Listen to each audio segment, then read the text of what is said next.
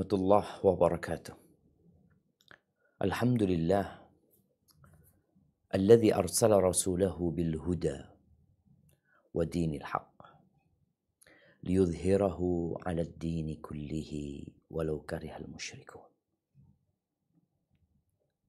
Segala puji bagi Allah Jalla Jalaluh yang telah mengutus Rasulnya dengan petunjuk dan agama yang benar, agar Allah memenangkan agamanya di atas seluruh agama.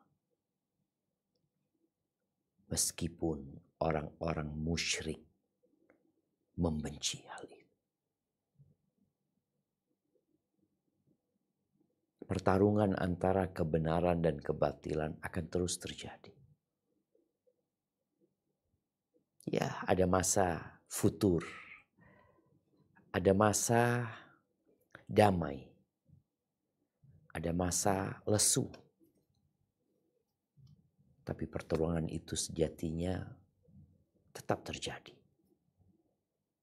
Kenapa? Karena iblis belum mati.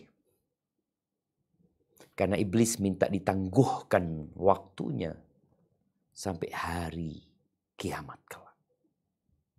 Maka dialah yang akan terus mengobarkan api peperangan. Dan dialah yang akan berusaha untuk menggerakkan pasukan-pasukan dan prajurit. Maka sebagai seorang muslim, hendaklah dia senantiasa berbaik sangka dengan Allah Azza wa Jalla. Allah akan memenangkan agamanya. Walaupun terkadang harus menunggu dan menanti. Perang Badar yang kita akan mengkaji dan sudah mengkaji sebagiannya adalah salah satu contoh pertarungan antara kebenaran dan kebatilan. Bagaimana pasukan kebatilan dengan jumlah yang lebih besar, dengan perlengkapan yang lebih mapan, Allah kalahkan. Tidak bicara jumlah, tidak bicara kekuatan, tapi seorang muslim harus berpikir keberpihakan Sang Pencipta kepada siapa. In tansurullah yansurkum. Kalau kalian menolong Allah, Allah akan menolong kalian. In yansurkumullah fala ghaliba lakum. Kalau Allah menolong kalian, gak ada yang bisa ngalahkan kalian. Gak ada. Kita tahu dahsyatnya kekuatan Allah dan kita tahu betapa ringkihnya kekuatan manusia. Oke, mereka bikin pesawat, mereka bikin alat-alat perang yang begitu hebatnya. Allah berikan gempa sedikit, selesai.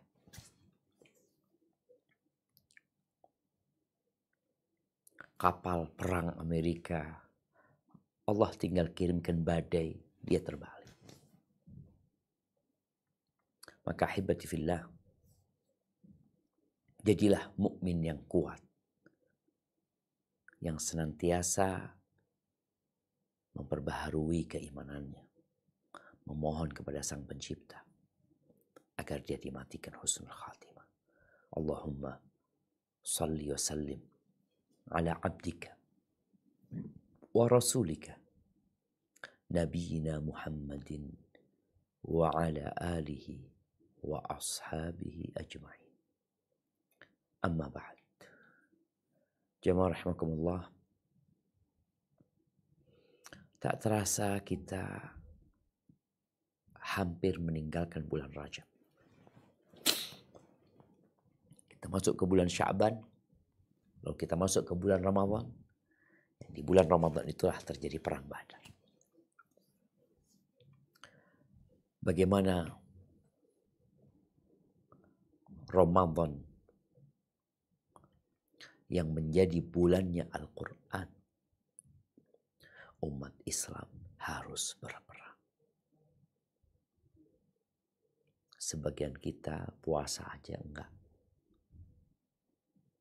Berbahagia saja tidak. Menyambut tidak. Engkau tidak sedang berperang melawan musuh, engkau sedang berperang melawan dirimu sendiri. Allahumma ballighna Ramadan. Baik, kita sampai pembahasan tentang pesona-pesona keimanan dalam perang Badar ini. Kalau sekedar kapan terjadinya, di mana terjadinya, itu hal yang mudah untuk dihafal. Tapi apa yang kau dapatkan ketika engkau membaca, mengkaji, menyimak tentang perang Badar? Itu yang seharusnya kita evaluasi. Nah, silahkan dibaca.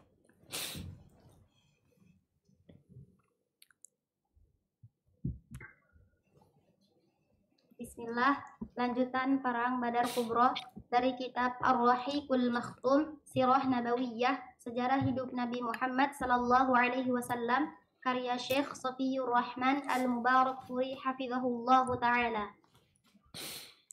Pesona-pesona keimanan dalam peperangan ini. 3. Abdurrahman bin Auf dan Umayyah bin Khalaf merupakan teman karib semasa jahiliyahnya di Mekah.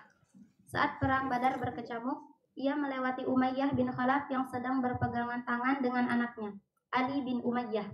Saat itu Abdurrahman membawa beberapa baju besi dari hasil rampasan. Ketika melihat dirinya, Umayyah bertanya, "Apakah engkau ada perlu denganku? Aku lebih baik daripada baju-baju besi yang engkau bawa itu. Aku tidak akan pernah mengalami kejadian seperti hari ini. Apakah kalian membutuhkan susu?" Artinya, Umayyah akan memberikan tebusan beberapa unta yang banyak menghasilkan air susu jika dia nanti tertawan. Barakallahu fikum. Sebentar.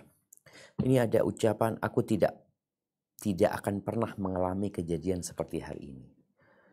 Ini terjemahan yang kurang tepat ya. Di sini disebutkan ma ra'aitu kal yaumi qat. Aku tidak pernah melihat kejadian seperti ini. Aku tidak pernah melihat kejadian seperti hari ini. Nah, artinya Abdurrahman benar-benar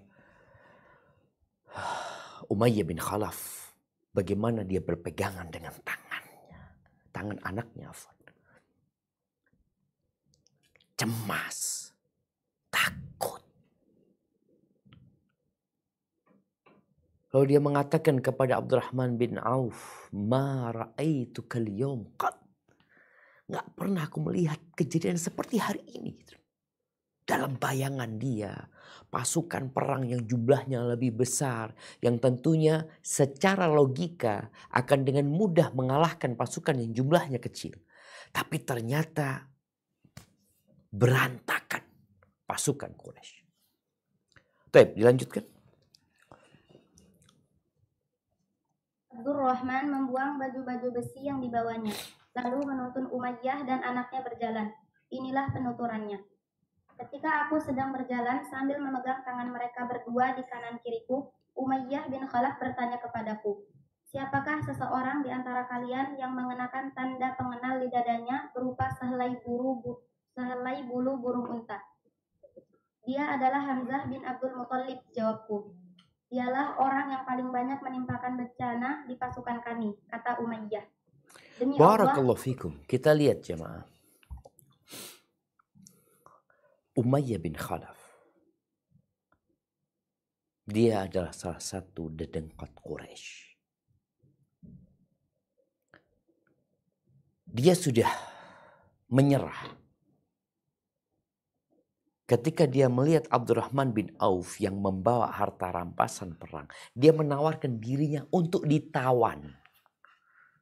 Bayangin ya, adakah kondisi kehinaan yang lebih dari seperti itu? Udah gak bisa, lari gak mampu. melawan, sudah nggak bisa. Jadi dia menawarkan diri kepada Abdurrahman bin Auf untuk ditawan.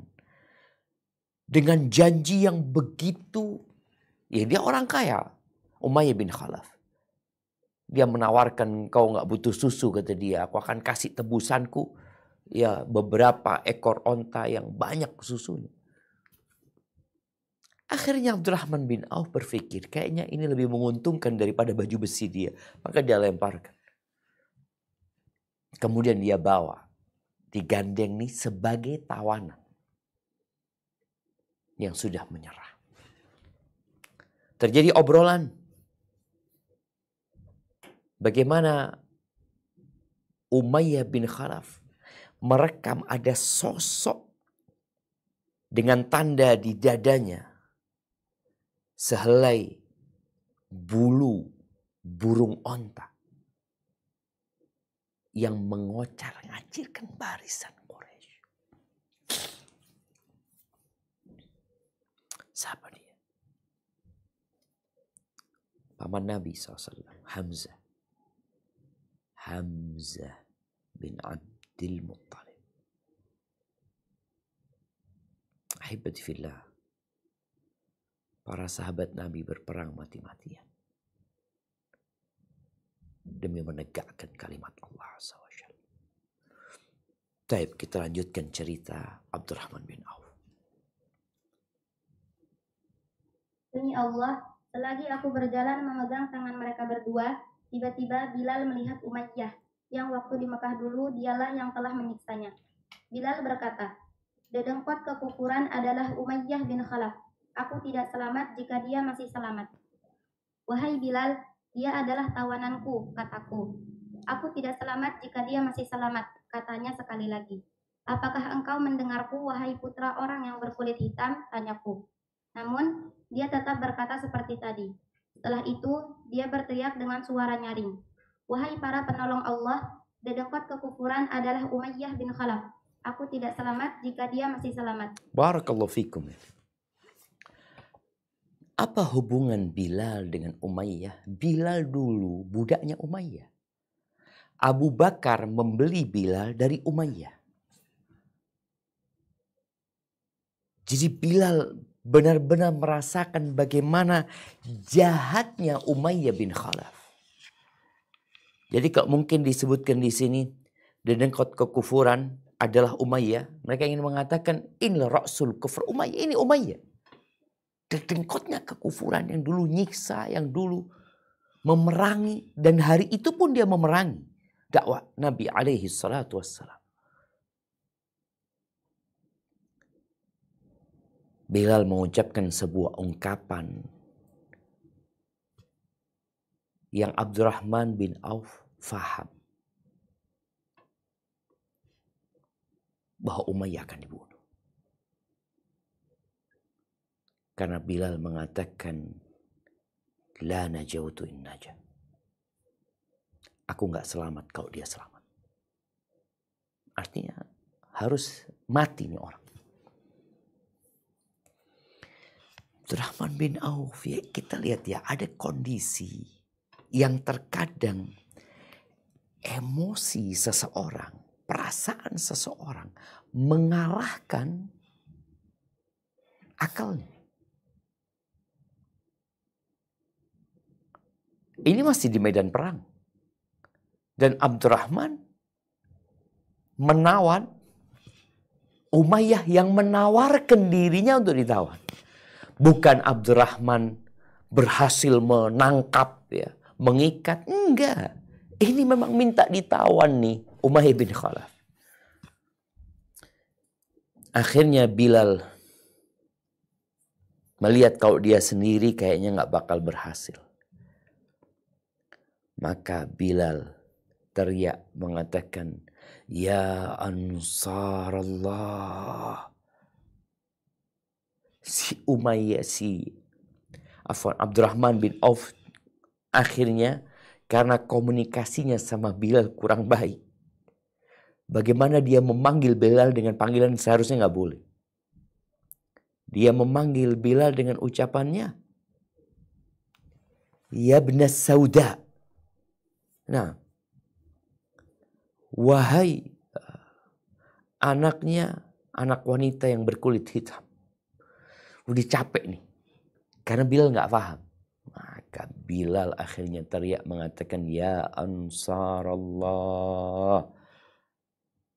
Yang dia panggil adalah penolong-penolong Allah. Orang-orang Ansar. Yang dia nggak tahu mana Umayyah bin Khalaf. Tapi Bilal ngasih tahu. Ini udah dengkotnya kekufuran. Apa yang terjadi kemudian? Nah,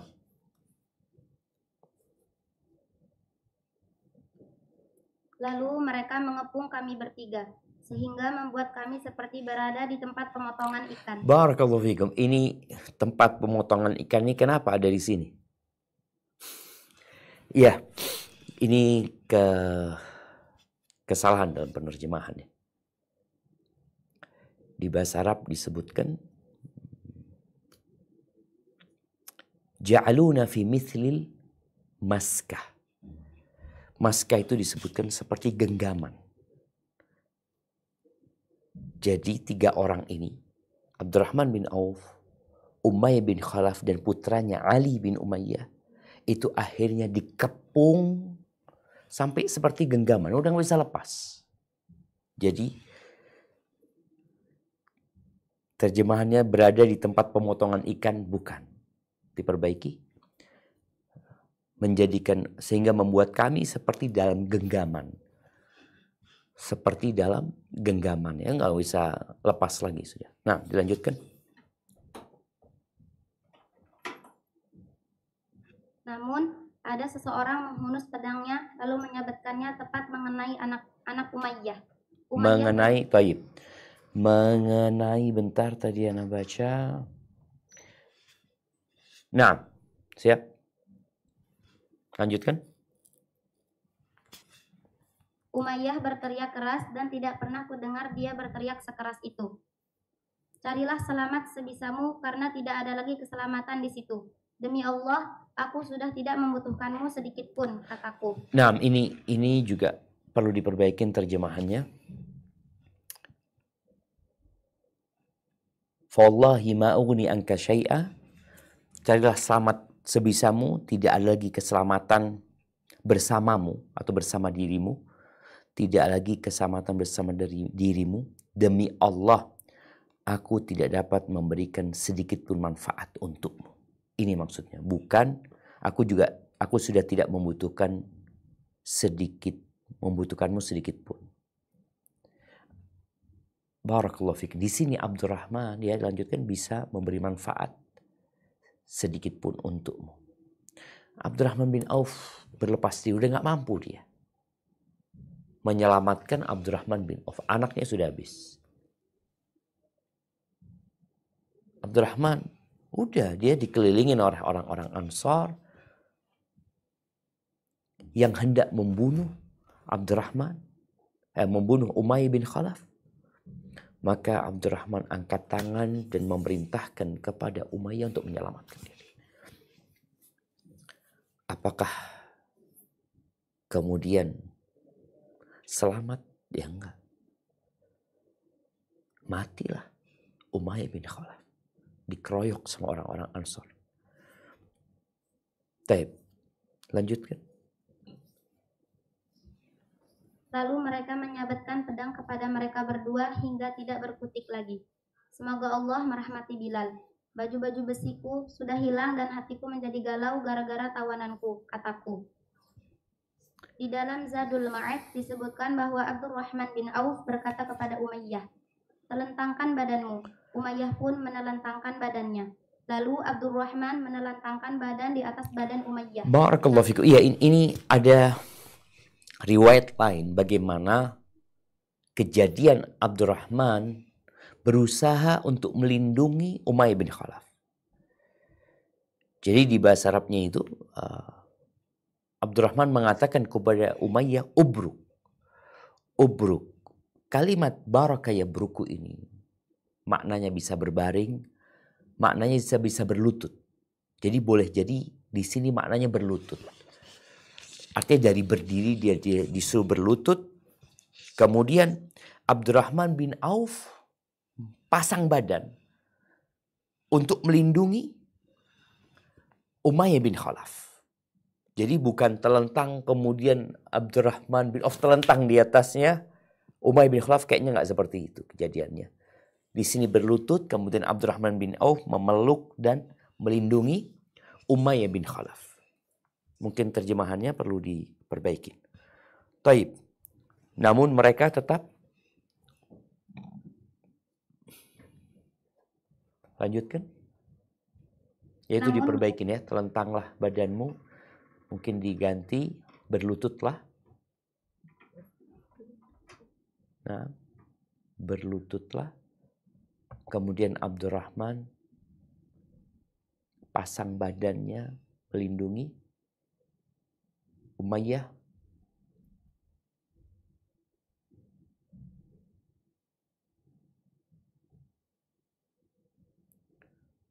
Baik, lanjutkan. Namun mereka tetap menusukkan pedang ke badan Umayyah yang ditindih Abdurrahman. Akibatnya, sebagian tusukan pedang mereka mengenai badan Abdurrahman bin Auf. Bukan badan ya, mungkin diperbaiki, tapi rijl, kaki. Mengenai kaki. Mengenai kaki Abdurrahman bin Auf.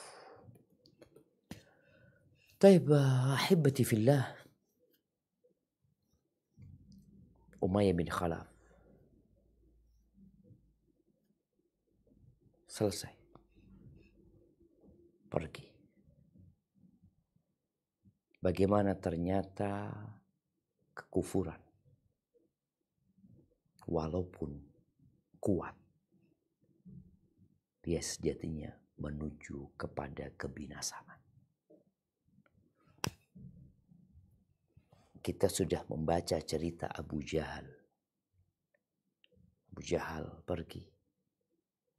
Ya, Umayyah bin Khalaf pergi.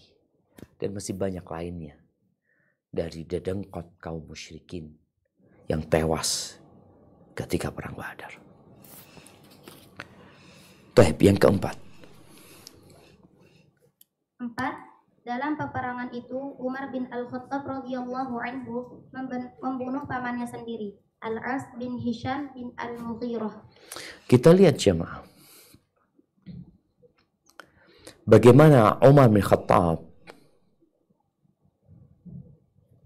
tatkala keimanan sudah bercampur dengan jantungnya, pamannya sendiri dari keluarga ibunya dia bunuh.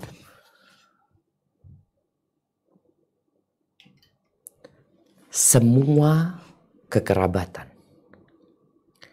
semua persahabatan, kelak pada hari kiamat akan jadi permusuhan. Kecuali orang-orang yang bertakwa. Maka hendaklah kita melihat dengan siapa kita menjalin hubungan dan kekerabatan. Ya, kita berharap kerabat kita, sahabat kita beriman. Tapi kadangkala takdir memisahkan.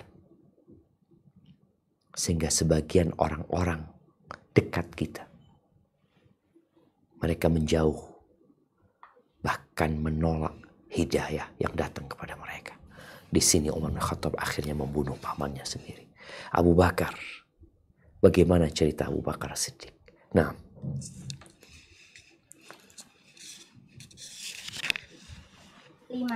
saat peperangan itu, Abu Bakar As-Siddiq memanggil anaknya yang bergabung dengan pasukan kaum musyrikin. Ia berkata kepadanya, "Di manakah hartaku, wahai anak kecil yang buruk?" Abdurrahman menjawab, "Yang ada saat ini adalah senjata dan kuda serta pedang tajam yang siap membabat orang tua yang sudah renta." Allahu Akbar, kita lihat ya. Ketika seorang Abu Bakar dengan keimanannya, tauhidnya, dia siap untuk membunuh anaknya. Dan Abdurrahman bin Abu Bakar siap membunuh bapaknya.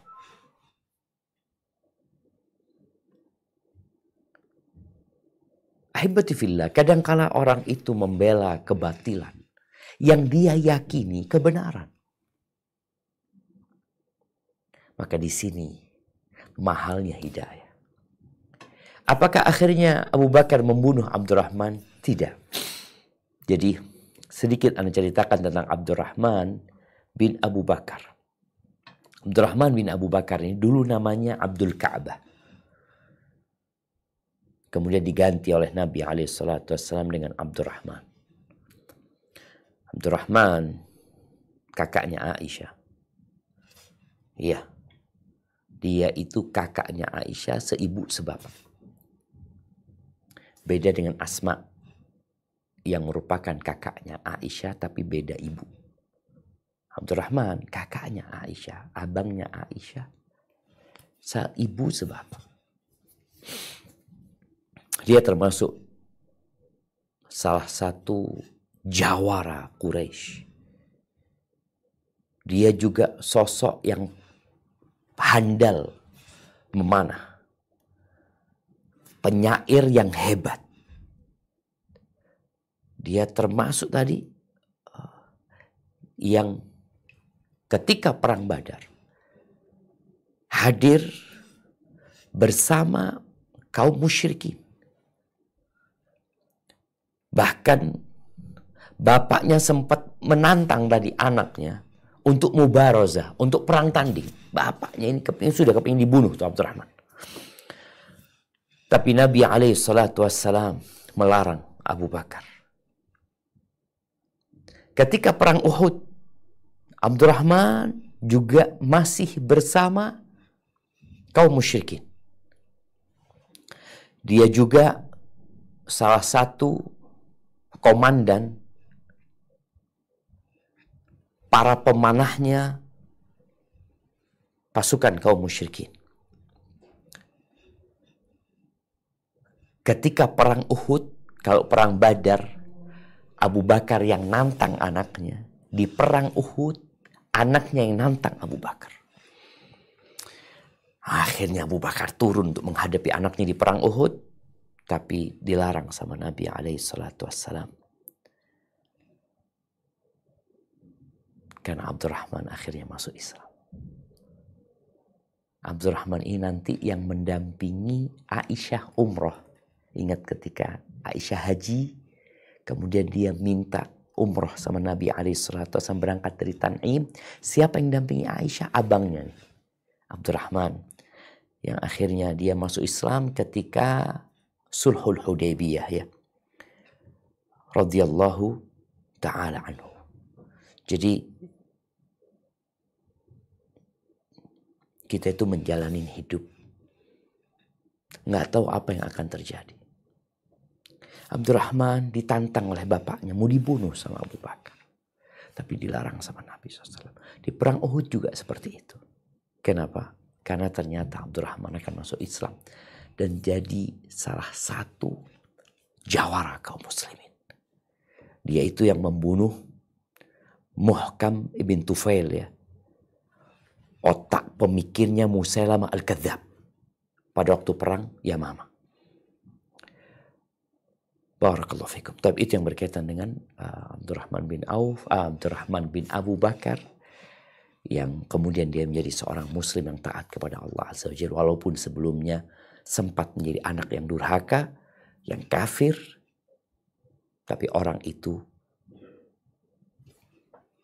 dinilai tatkala kematian datang menyebut dia.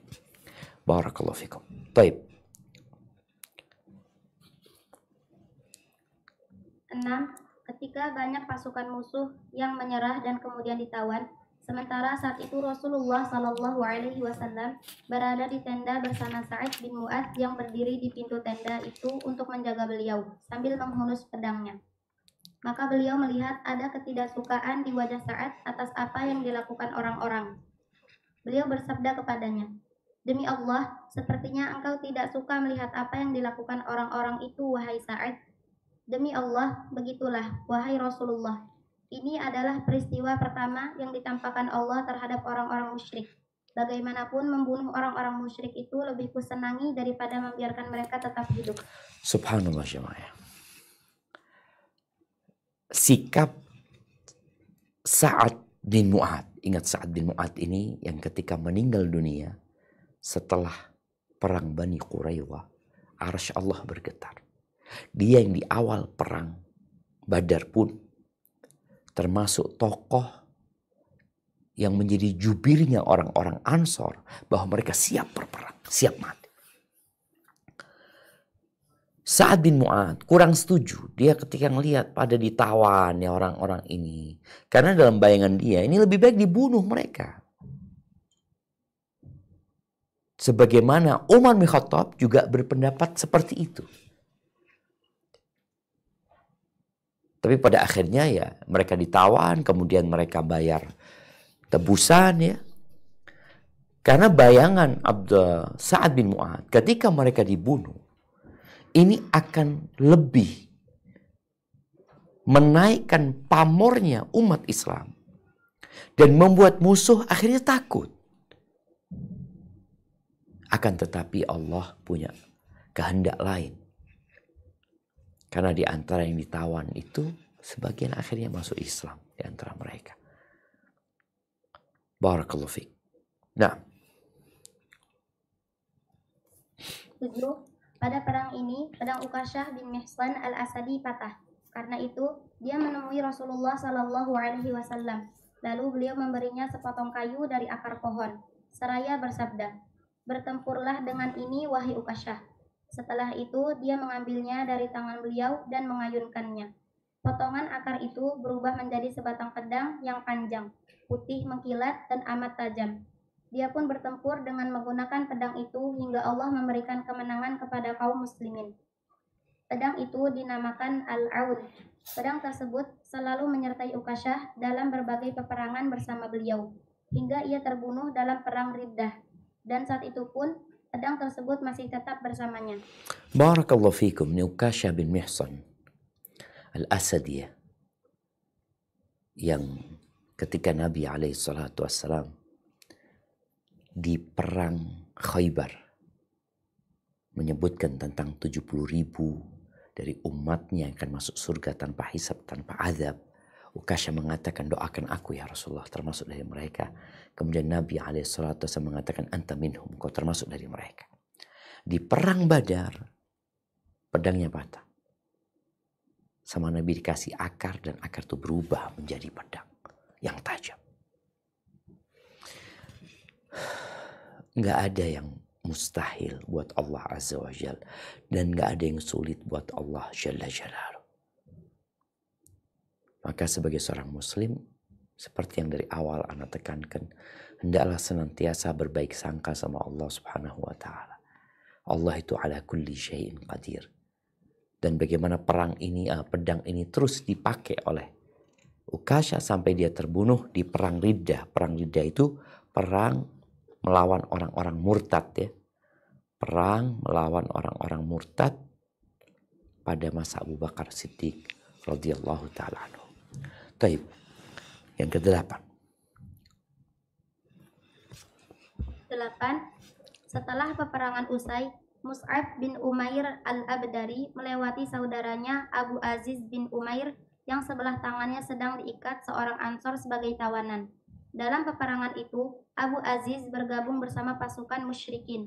Mus'ab berkata kepada orang Ansor yang menawannya, "Ikat kedua tanganmu sebagai ganti dirinya. Sesungguhnya ibunya adalah orang yang kaya raya. Siapa tahu dia akan menebusnya dan tebusannya menjadi milikmu." Seperti itulah Allah perlakukan. Jadi ucapan ikat kedua tanganmu sebagai ganti dirinya ini seperti yang kurang tepat. Di bahasa Arabnya disebut syudda yadayka bihi. Mungkin yang lebih tepat, keraskan kedua tanganmu. Keraskan kedua tanganmu. Naam. Dalam mengikatnya. Dalam mengikatnya.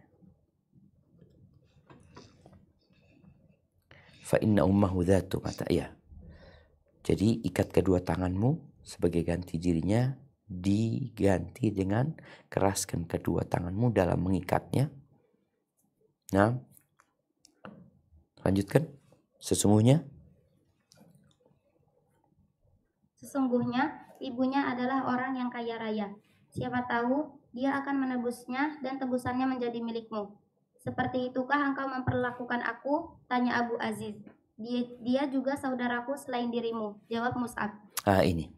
Dia juga saudaraku selain dirimu, ini juga diganti. Bahasa Arabnya disebutkan innahu akhi dunak. Artinya dia orang Ansor itu adalah saudaraku dan bukan engkau. Dia orang Ansor itu adalah saudaraku dan bukan dirimu. Ya, ahibati fillah, kita dapat melihat Umar bin Khattab membunuh pamannya Abu Bakar As-Siddiq, menantang anaknya sendiri, Mus'ab bin Umair, ya. Anak yang dimanja ketika di Mekah. Ibunya adalah orang kaya. Bagaimana dikatakan Mus'ab ini kalau pakai parfum, ya Allah. Jarak yang jauh, tempat yang dilewatin Mus'ab itu, aroma itu tercium. Kemudian Mus'ab jadi sosok yang kotor. Bukan kotor ya maksudnya. Yang kulitnya mengelupas seperti ular. Radhiyallahu ta'ala anhu. Subhanallah. Ketika melihat adiknya atau saudaranya atau abangnya atau adiknya, Mus'ab gak peduli. Dia malah mengatakan kepada orang Ansor itu, Shudda yadaika bihi. Keraskan tanganmu ketika mengikat dia. Ibunya orang kaya. Mungkin dia akan menebusnya dengan harta yang banyak nanti. Abu Aziz mendapatkan sikap seperti itu. Maka dia heran sama saudaranya sendiri ini. Dia mengatakan, ahadhi wusatuka bi, seperti itu engkau mewasitkan dia terhadap wasiatmu kepada orang Ansor itu untukku seperti itu. Innahu akhi, dia saudaraku, bukan engkau. Itulah iman, jemaah. Maka kita kalau bicara al-wala wal bara, terkadang sebagian orang akan memandang, loh, Islam ini nggak toleransi. Ahibati fillah. Islam memerintahkan kepada kita untuk berbuat baik kepada non-muslim yang tidak memerangi Islam, tidak memerangi kaum muslimin. Berbuat baik. Tapi urusan agama lakum dinukum waliyadin. Dalam kondisi perang berbeda. Maka jangan sampai difahami ini dalam kondisi damai. Enggak, ini dalam kondisi perang. Pedang-pedang mereka masih basah, masih mengucur dari darah orang-orang musyrikin. Jadi seperti itu. Yang ke-9. 9. Nabi SAW memerintahkan agar bangkai orang-orang musyrik dimasukkan ke dalam sumur kering. Ketika mayat Utbah bin Rabi'ah diangkat dan dimasukkan ke dalam sumur, Rasulullah SAW memandangi wajah anak Utbah yang muslim, Abu Hudzaifah, yang tampak sedih, seraya bertanya, "Wahai Abu Hudzaifah, adakah sesuatu yang mengganggu perasaanmu karena keadaan ayahmu ini?" Dia menjawab, "Tidak, demi Allah, wahai Rasulullah, aku tidak lagi ragu tentang diri ayahku dan kematiannya. Tetapi bagaimanapun aku masih mengakui ketajaman pikiran, kelembutan, dan keutamaannya. Sebenarnya aku berharap dia mendapat petunjuk untuk masuk Islam. Setelah aku melihat apa yang menimpanya dan ingat bagaimana dia mati dalam kekafiran. Padahal sebelumnya aku sudah menaruh harapan terhadap dirinya. Maka aku menjadi sedih karenanya." Kemudian Rasulullah SAW mendoakan kebaikan bagi Abu Hudzaifah. Iya, ditambahkan mendoakan kebaikan bagi Abu Hudzaifah dan berkata dengan perkataan yang baik untuknya. Dan berkata dengan perkataan yang baik untuknya. Wa qala lahu khairan. Taib, ini seorang anak ya. Melihat bapaknya Utbah bin Rabi'ah. Utbah ini yang sebelum perang sejatinya dirayu agar dia membatalkan peperangan. Dan mau dia membatalkan peperangan. Tapi gara-gara dikompori sama Abu Jahal, dikatakan pengecut ini dan itu, akhirnya dia melanjutkan peperangan. Abu Hudzaifah yang masuk Islam udah lama di Mekah. Sering Abu Hudzaifah ini dialog sama bapaknya, Utbah bin Rabi'ah. Di antara dialog yang terjadi antara Abu Hudzaifah dengan ayahnya, dia mengatakan, Abu Hudzaifah ini, ayah, kata dia, kok bisa ayah ini mencela-menceli? Mungkin seperti itu bahasanya. Bukankah engkau ayah yang sebelum Nabi Muhammad SAW berdakwah, kalian semua mengatakan dia Al-Amin. Kok bisa sekarang dikatakan dia pendusta gitu loh.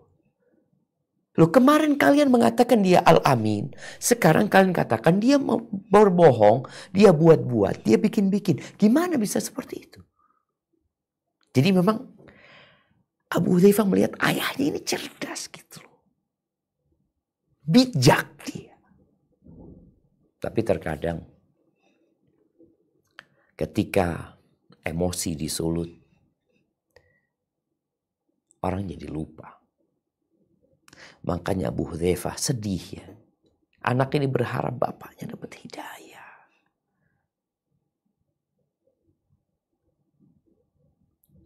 Utbah bin Rabi'ah ini juga sosok yang ya baik sebenarnya dia. Cuma karena emosi, karena nafsu untuk membela dirinya, untuk mencari nama, ini kadang-kala menjadi salah satu penghalang hidayah.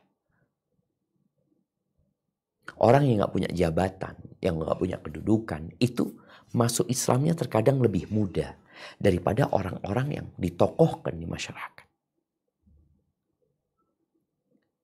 Kenapa kebanyakan pengikut para nabi itu ya rakyat jelata, orang-orang biasa. Ya karena itu dia gak ada yang menghalangi dia untuk beriman. Tapi ketika orang memiliki jabatan, memiliki kedudukan, jadi ada banyak yang menghalangi dia. Kesombongan menghalangi dia. Cinta jabatan menghalangi dia. Maka hendaklah kita berlindung kepada Allah. Jangan sampai apa yang Allah berikan kepada kita jadi mudarat buat kita. Baik, dilanjutkan. Korban di kedua belah pihak. Korban di kedua belah pihak. Peperangan sudah usai dengan kekalahan telak di pihak kaum musyrikin dan kemenangan yang nyata di pihak kaum muslimin. Tercatat 14 orang di pasukan muslim gugur syahid dalam peperangan ini. 6 dari muhajirin dan 8 dari ansor. Sedangkan orang-orang musyrik mengalami kerugian yang sangat banyak. Korban di antara mereka ada 70 orang dan 70 orang pula yang tertawan. Kebanyakan justru terdiri dari para pemuka dan pemimpin mereka. Setelah peperangan berakhir, Rasulullah SAW berkeliling hingga akhirnya berdiri di dekat korban dari orang-orang musyrik dan bersabda, "Keluarga yang paling buruk terhadap Nabi kalian adalah diri kalian. Kalian mendustakan aku ketika orang-orang membenarkan aku. Kalian menelantarkan aku ketika orang-orang menolongku. Kalian mengusirku ketika orang-orang melindungiku." Lalu beliau memerintahkan agar tubuh mereka dimasukkan ke dalam sumur. Nah, ke dalam sumur Badar. Ke dalam sumur Badar. Tapi ahibati fillah, sumur ini ada sumur yang sudah dibangun ya. Sumur udah dikasih seperti pinggirannya. Tapi ini sumur yang belum ada pinggirannya. Makanya ketika menyeret ya tinggal langsung dilemparkan. Kekalahan kaum musyrikin pada waktu itu kekalahan yang sangat nyata. 70 yang tewas dan rata-rata tokoh mereka. Kenapa? Tokoh-tokoh ini yang menghalangi rakyat jelata untuk menerima hidayah. Dengan dimatikan tokoh-tokoh ini, akhirnya pintu hidayah lebih terbuka. Dan Nabi SAW ketika menyeret mereka, kemudian memasukkan mereka ke dalam sana, Nabi mengungkapkan satu ungkapan bahwa mereka yang mati pada saat itu dan memerangi Nabi SAW, mereka seburuk-buruknya keluarga. Kalau bahasa sekarang, aku nih dari kalian ya, putra daerah lah dikatakan. Aku hidup di sana bersama kalian. Kalian dustakan aku, orang-orang percaya sama aku. Kalian memerangiku, orang-orang membelaku. Kalian mengusirku, orang-orang melindungiku. Jadi memang betapa buruknya bangsa Quraisy pada saat itu. Artinya kaum Quraisy yang kafir dan musyrik. Lalu mereka diseret kalau untuk menggali kuburan. Tentunya berat 70 orang. Mereka juga sudah capek. Tapi dengan adanya sumur yang sudah nggak dipakai ya, maka dimasukkanlah tubuh orang-orang diseret, dimasukkan ke sana. Barakallahu fikum. Lanjutkan. Diriwayatkan dari Abu Thalhah bahwa Nabi Shallallahu Alaihi Wasallam memerintahkan untuk mengumpulkan 24 pemuka Quraisy yang terbunuh. Lalu mereka dilemparkan ke dalam sebuah sumur yang kotor dan berbau. Biasanya, bila suatu kaum mendapatkan kemenangan, mereka tidak akan pulang ke rumah selama 3 malam. Pada hari ketiga dari perang Badar, beliau meminta hewan kendaraannya dan mengikatnya. Kemudian beliau berjalan. Barakallahu fikum. Ini diperbaikin. Beliau meminta mana? Beliau meminta hewan kendaraannya. Ya, beliau meminta rohila, itu artinya onta. Mungkin perlu diganti langsung. Beliau meminta ontanya. Fashudda 'alaiha rahlaha, bukan diikat ontanya ini. Kemudian disiapkan pelananya di atasnya dan barang-barang Nabi ditaruh ontanya.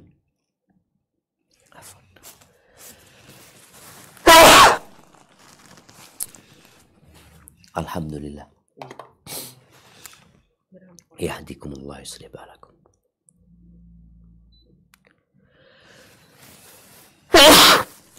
Alhamdulillah. Yahdikumullah yuslih balakum. Ya, jadi beliau tuh diganti, terus beliau meminta ontanya dipersiapkan. Kemudian pelananya diletakkan di atasnya.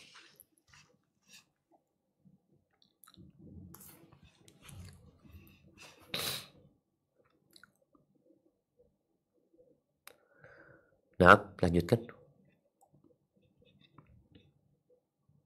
Kemudian beliau berjalan yang diikuti para sahabat hingga beliau berdiri di bibir sumur. Beliau menyebutkan nama orang-orang musyrik yang jasadnya dilemparkan ke dalam sumur itu, termasuk nama bapak-bapak mereka. Wahai Fulan bin Fulan, wahai Fulan bin Fulan, apakah kalian merasa gembira bila seandainya kalian menaati Allah dan Rasul-Nya?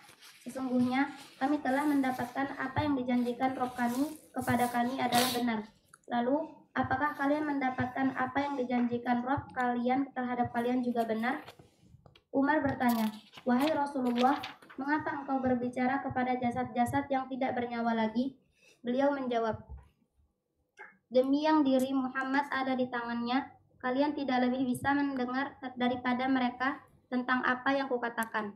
Dalam riwayat lain disebutkan, kalian tidak lebih bisa mendengar daripada diriku. Hanya saja mereka tidak. Ini diperbaikin juga terjemahannya. Kalian tidak lebih bisa mendengar daripada mereka, bukan dari diri, daripada mereka. Daripada mereka. Nah, hanya saja mereka tidak bisa menjawab. Nah, ahibati fillah. Setelah 3 malam ya, di hari ketiga Nabi SAW hendak bersiap-siap untuk pulang. Ontanya dipersiapkan, pelananya ditaruh, lalu beliau berjalan kaki. Nggak dinaikin ontanya.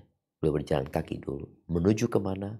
Menuju ke sumur Ada banyak sumur di sana. Salah satunya berisi 24 dedengkot kaum musyrikin. Lalu Nabi ngomong sama mereka.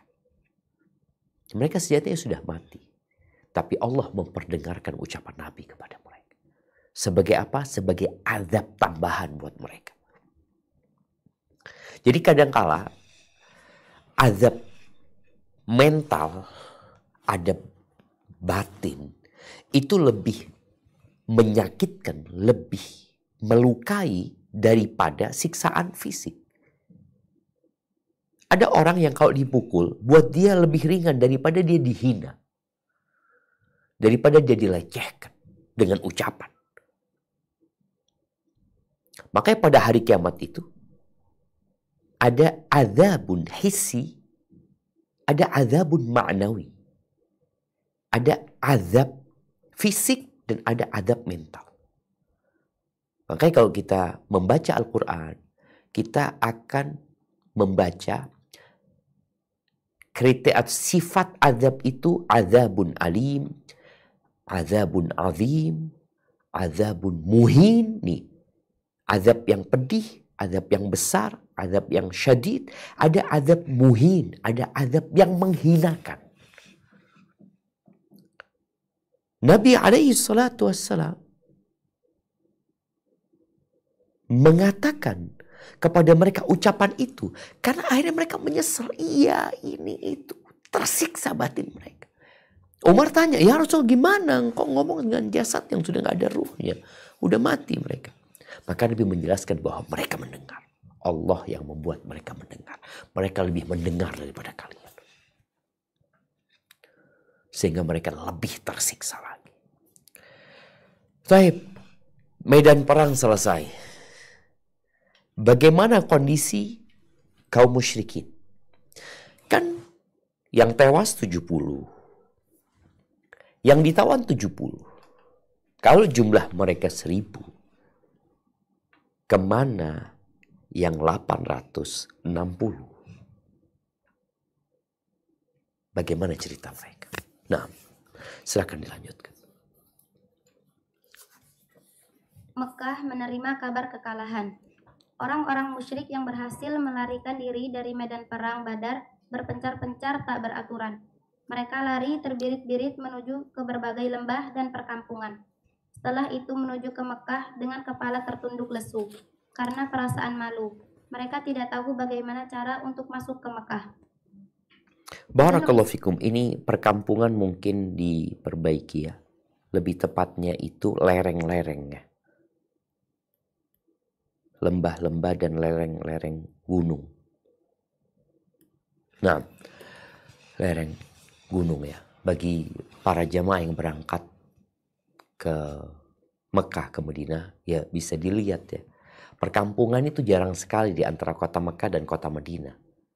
Yang ada gunung, batu, lembah. Jadi mereka dari Badar, bayangin ya.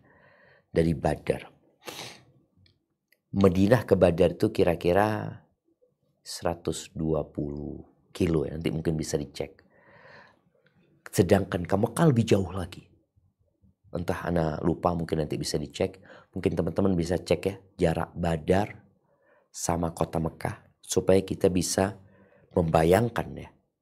Bagaimana proses kaburnya orang musyrikin. Dari Badar ke Mekah.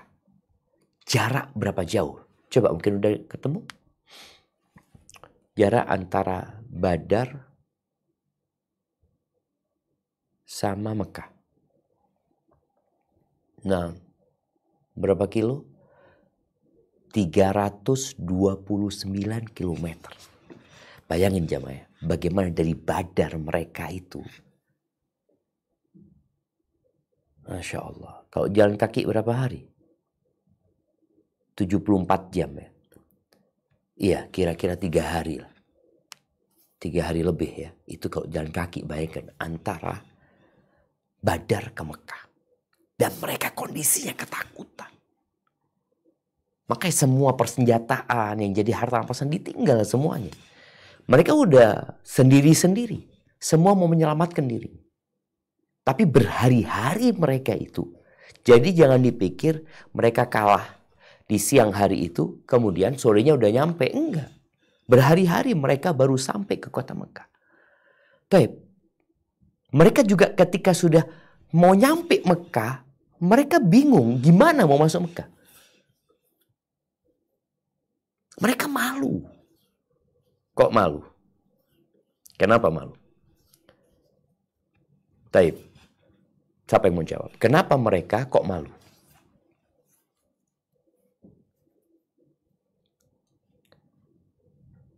Siapa yang mau jawab? Kenapa mereka malu? Karena pasukan banyak tapi kalah. Iya, itu salah satunya. Jadi ingat pada waktu Abu Sufyan ngasih kabar kepada mereka, udah balik aja ke Mekah. Kafilah dagang mereka udah selamat.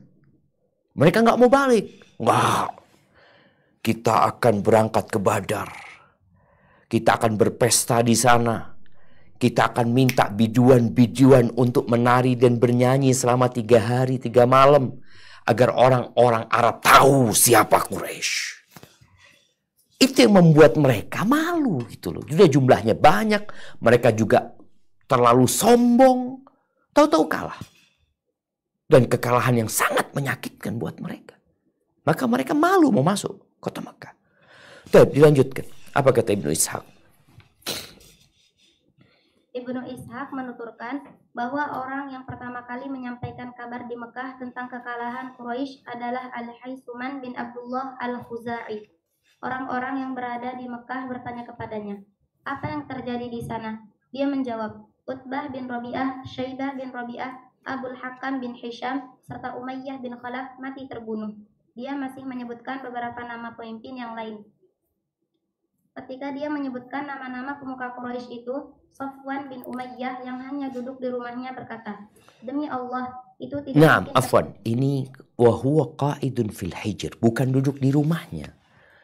Sepertinya hijr yang dimaksud ini adalah hijr Ismail. Dia memberikan kabar gembira ini di depan Ka'bah. Jadi diperbaiki bukan di depan rumahnya, tapi di hijr Ismail. Nah, dilanjutkan.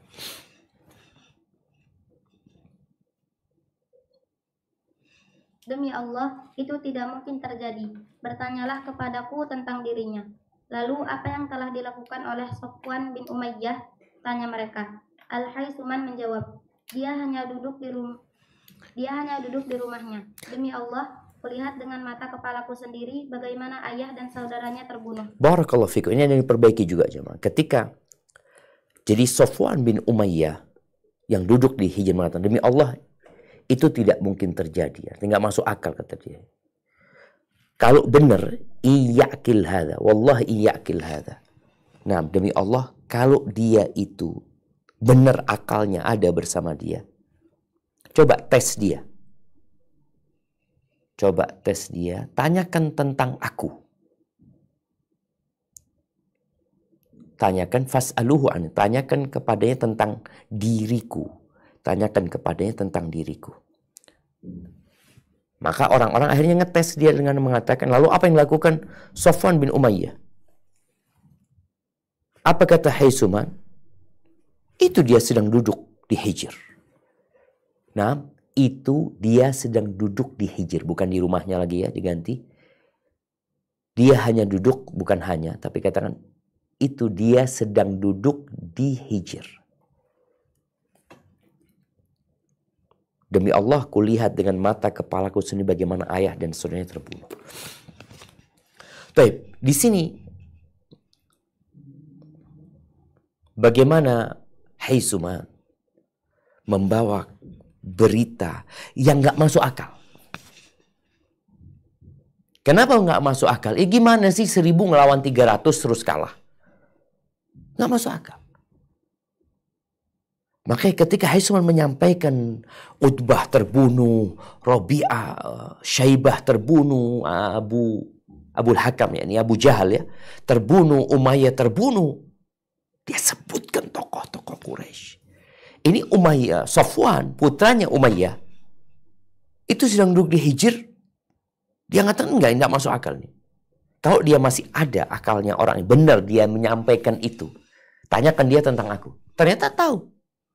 Ma fa'ala Safwan bin Umayyah, itu Safwan duduk di Hijr. Aku ngelihat dengan kepalaku sendiri. Dengan mata kepalaku sendiri. Bapaknya dan saudaranya dibunuh. Artinya informasi yang disampaikan benar. Ini Haisuman dengan akalnya yang masih lengkap, dia cerita tentang peristiwa yang menimpa. Baik. Dilanjutkan. Abu Rafi, pembantu Rasulullah Shallallahu Alaihi Wasallam berkata, dahulu aku adalah budak Al-Abbas. Saat itu Islam telah dianut oleh beberapa anggota keluarga Al-Abbas masuk Islam, termasuk Ummu Fadl dan aku. Namun Al-Abbas menyembunyikan keislamannya. Saat perang Badar, Abu Lahab tidak ikut serta. Ketika sudah ada kabar tentang kekalahan pasukan Quraisy, Allah membuatnya rendah dan hina, sedangkan kami merasa kuat dan perkasa. Aku adalah orang lemah yang bertugas membuat anak panah. Aku merawatnya sambil duduk di batu pembatas sumur Zam-Zam. Demi Allah, ketika aku sedang duduk sambil merawat anak panahku, dan di sisiku ada Ummu Fadl yang juga sedang duduk-duduk. Saat itu kami sangat gembira mendengar kabar itu. Tiba-tiba Abu Lahab berjalan dengan menyeret kedua kakinya yang tak berdaya.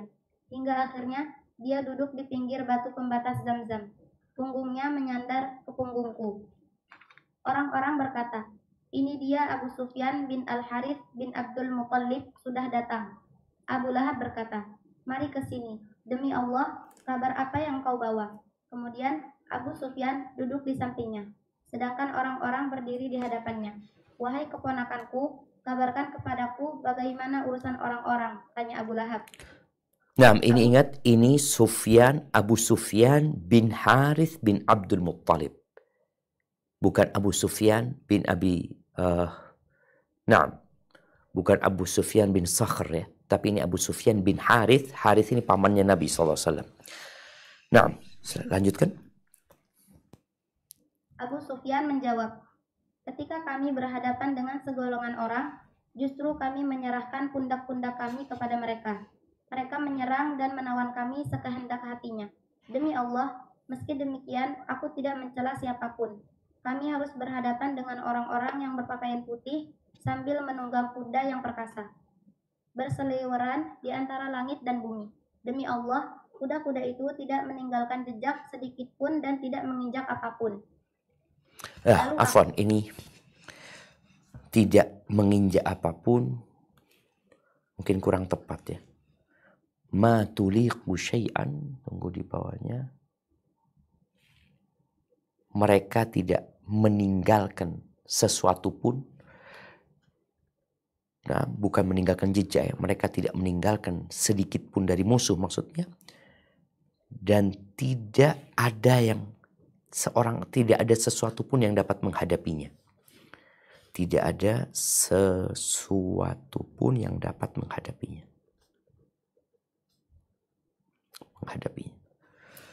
Baik, dilanjutkan. Lalu aku, Abu Rafi, mengangkat batu pembatas Zam-Zam. Serambi berkata, demi Allah, itu adalah para malaikat. Abu Lahab mengangkat tangannya tinggi-tinggi, lalu memukulkannya ke mukaku dengan keras. Aku hendak melawannya, namun dia membanting tubuhku ke tanah. Kemudian menindihku sambil melancarkan pukulan bertubi-tubi. Padahal aku adalah orang yang lemah.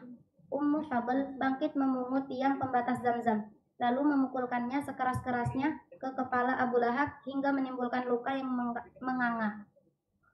Ummu Fadl berkata, engkau berani menyiksa orang ini selagi tuannya tidak ada. Setelah itu, Abu Lahab beranjak pergi sambil menundukkan muka. Demi Allah, Abu Lahab hanya mampu bertahan hidup 7 hari setelah itu. Barakallahu fikum. Baik, cerita tewasnya atau matinya Abu Lahab, insya Allah kita akan bahas di kesempatan yang akan datang. Tapi kita bisa melihat ya bagaimana informasi itu benar-benar menyakitkan. bagaimana Abu Sufyan bin Harith bin Abdul Muttalib berusaha untuk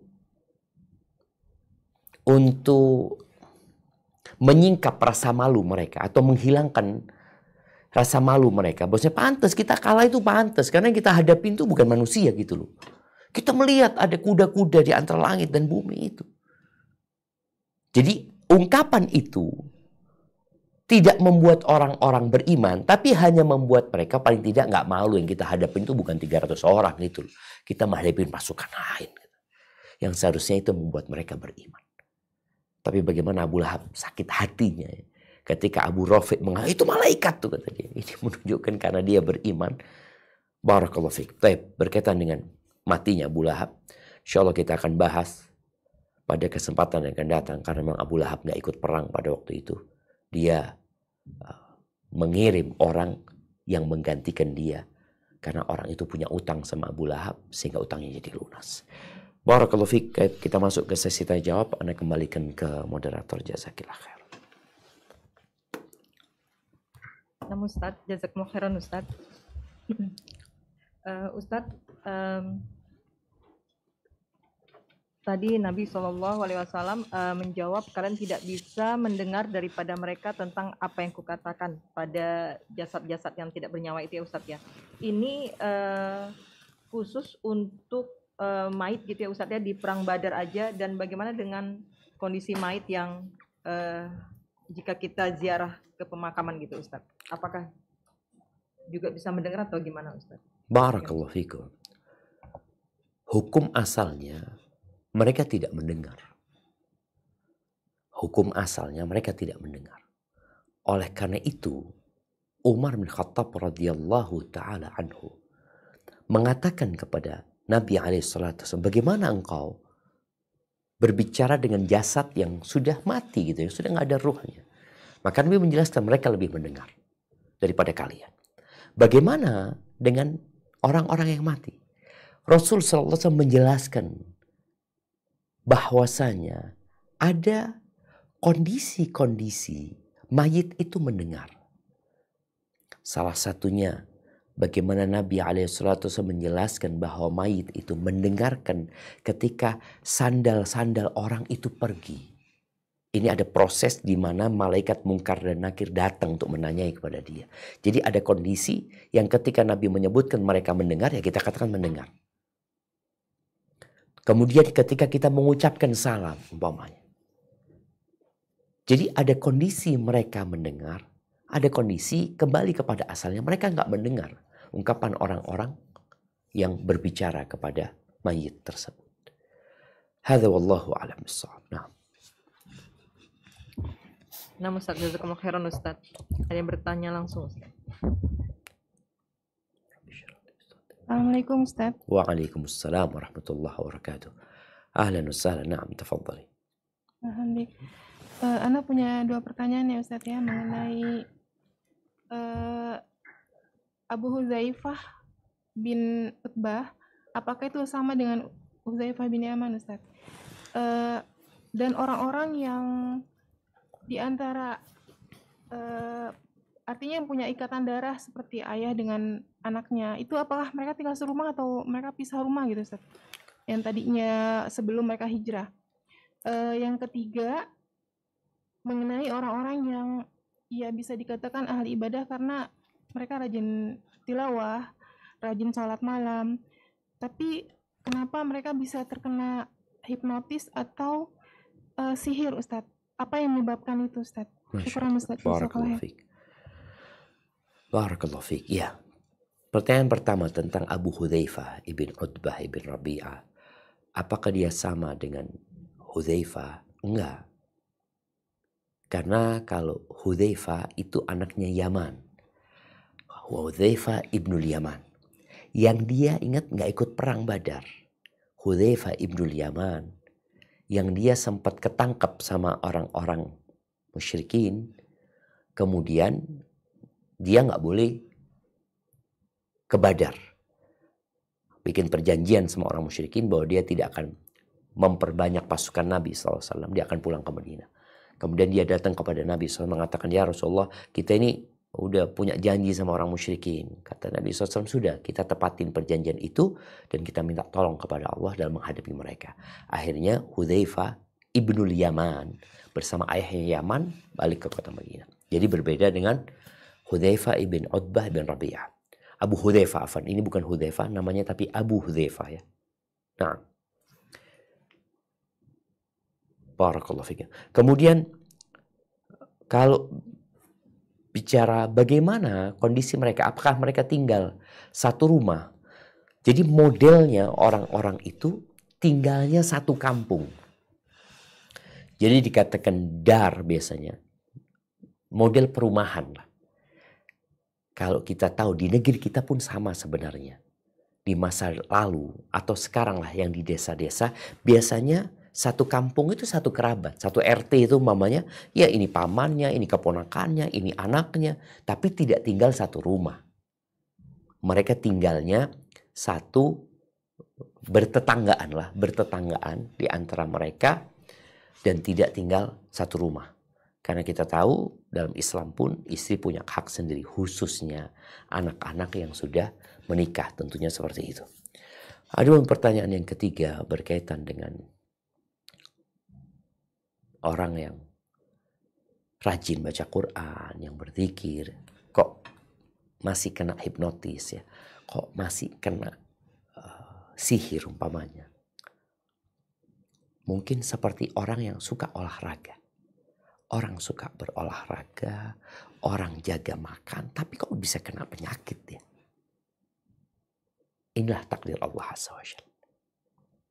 Kalau bicara sebabnya, boleh jadi ada kondisi-kondisi yang dia lupa. Seperti cerita seorang tabi'in ya. Ketika dia disengat, atau bukan tabi'in, iya ada seorang yang meriwayatkan hadis Nabi SAW tentang baca doa Bismillahilladzi la yadhurru ma'asmihi syai'un fil ardi wala fis sama' wa huwas sami'ul alim. Kemudian dia kok kena sesuatu yang membahayakan dia gitu loh. Dia mengatakan, iya pada hari itu aku tidak membacanya. Jadi boleh jadi ada kondisi-kondisi yang dia sedang lalai, dia sedang lupa. Iman kita tahu naik turun, ada kondisi imannya sedang turun. Dia mungkin baca Quran tapi tidak lagi menghayatinya. Tapi yang jelas Allah itu akan menyediakan atau mempersiapkan sebab-sebabnya. Ketika seorang harus terkena sesuatu atau ketika takdir Allah harus menimpa dia. Maka tetap kita beramal, kita berusaha.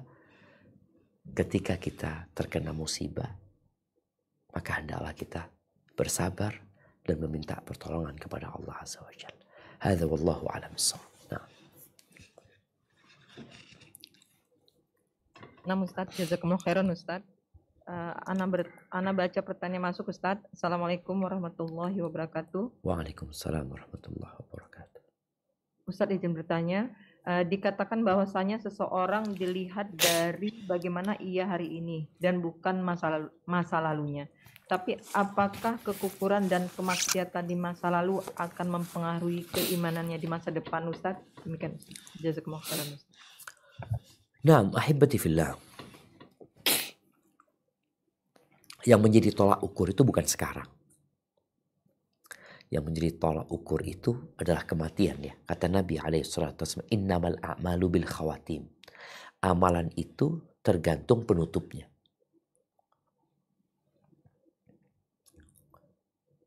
Amr bin As, bagaimana dia menceritakan bahwa dia ketika dia mau meninggal dunia, dia cerita 3 fase hidup dia. Fase yang pertama bagaimana dia membenci Nabi SAW, bahkan dia ingin membunuh Nabi SAW. Dan kalau dia mati pada waktu itu, ya sudah kata dia akan masuk neraka. Kemudian fase kedua, dia masuk Islam. Bagaimana dia cintanya kepada Nabi SAW, berjuang bersama Nabi SAW. Yang katanya Amr, kalau aku mati pada saat itu, aku berharap masuk surga. Di fase yang indah tadi. Kemudian setelah meninggalnya Nabi SAW, berubah lagi kondisinya. Yang aku nggak tahu sekarang kondisiku. Ya menjadi gubernur, menjadi pemimpin. Yang nggak tahu bagaimana kondisi dia. Tapi yang jelas yang menjadi tolak ukur adalah bagaimana dia meninggal dunia. Adapun masa lalu, apakah dosa-dosa berdampak? Iya, kita tahu dosa itu membawa naas, membawa bala. Dan boleh jadi taubat kita gak sempurna. Sehingga penghapusan dosa itu dengan adanya musibah, dengan adanya petaka, kita tahu karena musibah itu menghapuskan dosa dan mengangkat derajat. Kalau seorang yang bertobat dengan taubatan nasuha dan benar selesai, ya insya Allah selesai dosa dia. Tapi boleh jadi ada yang belum selesai. Bahkan mungkin ada dosa-dosa kita masa lalu yang kita lupa kalau itu dosa. Kita juga nggak tahu. Bukan nggak tahu ya, kita dulu waktu berbuat dosa tahu tapi kita meremehkan. Maka kalau dikatakan apakah dosa masa lalu akan berdampak? Boleh jadi berdampak. Dan boleh jadi ketika dia sudah bertobat Allah hapuskan. Maka kita harus terus selalu bertobat ya. Bahkan Nabi SAW sebelum meninggal dunia turun firman Allah, "Idza jaa nasrullahi wal fath wa ra'aitan nas yadkhuluna fi dinillahi afwaja." Apa yang dilakukan? Fasabbih bihamdi rabbika wastaghfir innahu kana tawwaba. Maka yang makom tobat ini bukan makomnya penjahat. Para nabi pun bertobat memohon ampun kepada Allah SWT. Hadza wallahu a'lam bissawab. Nah, Ustaz, jazakumullah khairan Ustaz. Ada pertanyaan yang masuk lagi Ustaz. Assalamualaikum warahmatullahi wabarakatuh. Waalaikumsalam warahmatullahi wabarakatuh. Ustaz Hafizakallah, apakah sekarang masih ada keturunan Quraisy Ustaz di Mekah dan Ansor di Madinah Ustaz? Demikian Ustaz. Jazakumullah khairan Ustaz. Barakallahu fikum. Kalau bicara keturunan Quraisy, ya sampai hari ini. Kalau jamaah berangkat umrah akan ketemu toko parfum Al-Qurashi ya. Abdus Samad Al-Qurashi ya. Itu menunjukkan boleh jadi mereka adalah orang-orang Quraisy. Kemudian keluarga Nabi SAW, cucu-cucu Nabi SAW yang mereka dari Quraisy. Dan kita tahu Imam Mahdi itu adalah Quraisy. Dan dari keturunan Nabi SAW yang namanya sama dengan nama Nabi SAW. Namanya Muhammad bin Abdullah. Bapaknya seperti nama Nabi. Dari keturunannya Hasan bin Ali bin Abi Thalib. Jadi mereka masih ada dan bukan hanya di Mekah dan Madinah. Bahkan di berbagai penjuru dunia di negeri kita. Mereka yang menisbatkan dirinya kepada Nabi SAW. Al-Habaib umpamanya. As-Sada. Mereka yang sahih nasabnya, maka bersambung dan mereka adalah Quraisy.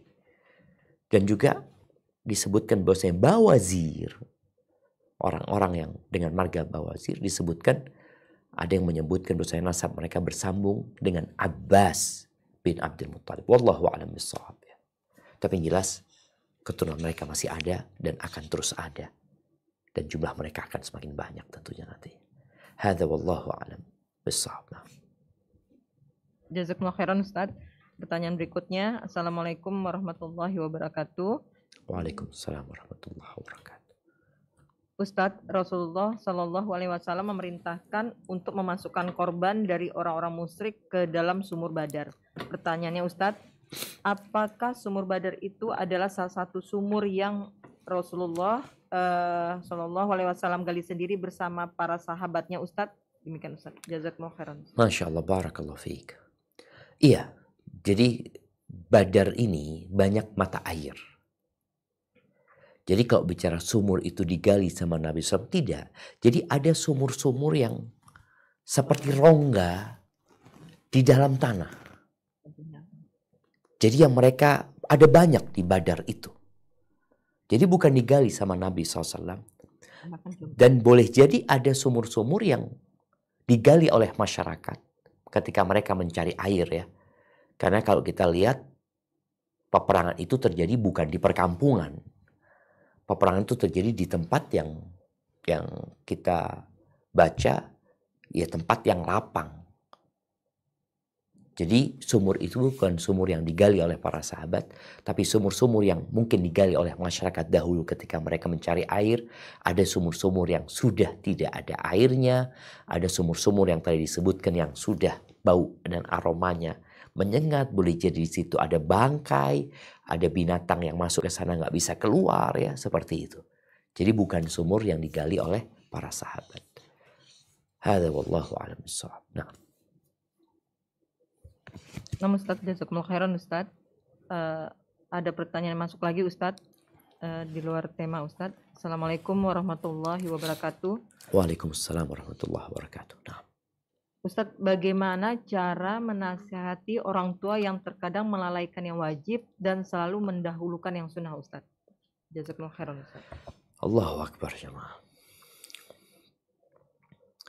Al-ikhlasu aziz. Ikhlas itu sesuatu yang berat, yang perlu perjuangan. Jadi ketika kita melaksanakan yang wajib, kita tuh sama orang lain. Jadi kalau bicara yang wajib, secara umum masyarakat melakukan yang wajib-wajib. Tapi ketika kita menjalankan yang sunnah, kita jadi lebih nih. Maka Nabi SAW ketika ada seorang bertanya, dia punya 1 dinar. Mau diserahkan kepada siapa? Kata Nabi SAW, anfik ala nafsik, buat dirimu. Kau punya kewajiban menafkahi dirimu. Jangan sampai engkau membinasakan dirimu sendiri. Terus, aku punya 1 lagi. Kata dia, engkau berikan kepada istrimu atau kepada anakmu. Jadi, tatkala kita berbagi sama diri kita ngasih harta umpamanya kepada istri dan anak-anak kita, ya ini menjadi satu hal yang kewajiban kita. Tapi tatkala kita menyumbang masjid, beda nih. Itu bukan kewajiban. Kita bersedekah kepada fakir miskin selain zakat. Itu bukan kewajiban. Jadi kadang-kadang rasanya jadi kita di atas gitu. Padahal Allah itu lebih menyukai yang wajib daripada yang sunnah. Maka bagaimana tugas anak sekarang? Melihat orang tuanya yang mementingkan yang sunnah, yang wajib kadangkala diabaikan. Ya, mungkin perlu duduk sama orang tua. Duduk untuk mencatat atau melis ya, hal-hal yang wajib. Hal-hal yang sunnah. Sehingga orang tua tahu, oh ini yang wajib ya, oh ini yang sunnah. Seperti itu. Ketika orang punya ilmu, insya Allah dia akan mudah menerima. Karena kondisi orang itu ada 3. Ada kondisi orang yang gak tahu. Dia punya semangat berbuat baik, tapi dia gak tahu, dia gak paham. Biasanya orang kayak gini cukup dikasih tahu, ini loh yang wajib. Oh ini wajib gitu. Kok harus lakukan ini nggak boleh. Oh jazakallah khair. Karena dia memang semangat tapi dia nggak punya ilmu. Kondisi kedua, ada orang punya ilmu tapi sedang futur. Maka nggak cukup kita mengingatkan dia itu ini loh perintahnya, nggak cukup. Karena dia sedang futur. Orang yang futur itu diingatkan dan didorong atau ditarik. Maka perlu ada yang menarik atau perlu ada yang mendorong. Itu ketika orang tahu tapi futur. Ada kondisi yang ketiga, ada orang yang punya ilmu tapi menentang. Biasanya harus debat sama dia. Maka Allah Azza wa Jalla mengatakan, ud'u ila sabili rabbika bil hikmati wal mau'izatil hasanah wajadilhum billati hiya ahsan. Ada kondisi kadang-kala perlu dialog. Ini orang tua masuk yang mana? Kalau kadang-kala perlu dialog, ya dialog.